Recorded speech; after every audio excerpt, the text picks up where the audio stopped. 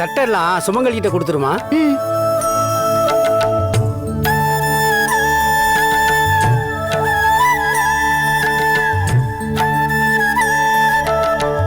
இந்திராஸ் அண்ணே, இந்த எல்லா தட்டையும் 10 மணிக்குள்ள 7 சுமங்கலிங்க வீட்டுக்கு போய் கொடுக்கணும். எல்லா தட்டையும் நாமளே எப்படி எடுத்துட்டு போறது? கொஞ்சம் இருங்கம்மா, யாரையாவது கூட்டு வந்துடுறேன். இங்க இருங்க. ம்.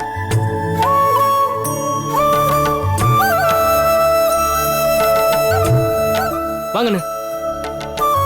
மா, கூட்டிட்டு வந்துட்டோமா. ம்.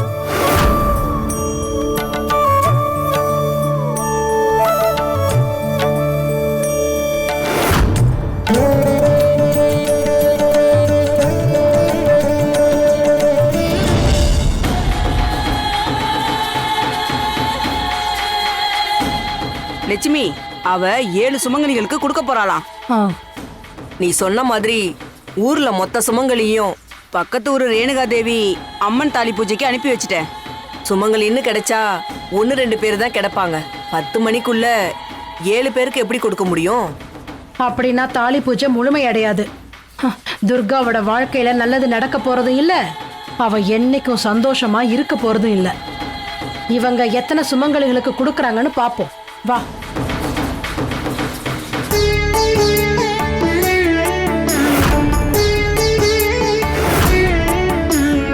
மயிலு,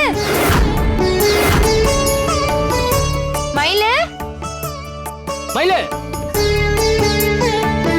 வா கௌரிமா. எப்படி இருக்க மயிலு? நான் நல்லா இருக்கேன் கௌரி. நீ எப்படி இருக்க? என்ன திடீர்னு வந்திருக்க? நான் துர்காவுக்காக தாலி பூஜை பண்றேன்னு சொல்லியிருந்தேன்ல, நீ நிற மாசமா இருக்க, அதான் முதல் தட்டை உனக்கு கொடுக்க கொண்டு வந்தேன். ரொம்ப சந்தோஷம் கௌரி. அதுவும் உன் கையால வாங்க நான் தான் கொடுத்து வச்சிருக்கணும். அதுவும் துர்காக்காக பண்றேல்ல, ரொம்ப சந்தோஷம். குடுமா. ம். அடியே, எல்லா சுமங்கலிகளையும் பக்கத்து ஊரு ரேணுகா தேவி அம்மன் பூஜைக்கு அனுப்பி வச்சிட்டேன்னு சொன்ன, இவ மட்டும் எப்படி இங்க இருக்கா?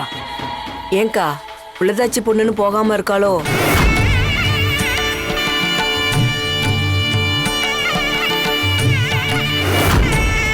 சரி, நான் வரேன். சரி, உடம்பு பாத்துக்கோ. ஆ. ம்.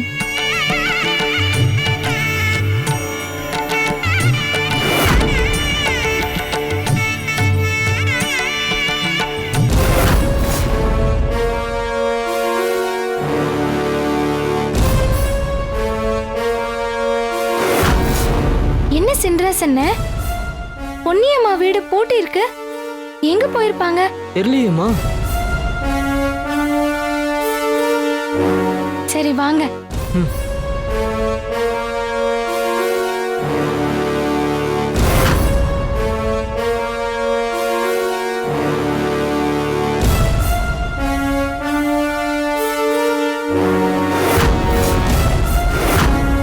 என்னென்ன, செல்வி அக்கா வீடும் பூட்டி இருக்கு. தெரியலையேம்மா. சரி, நம்ம வேற வீட்டுக்கு போலாம். டைம் ஆகுது. வாங்க வாங்க. வாங்க.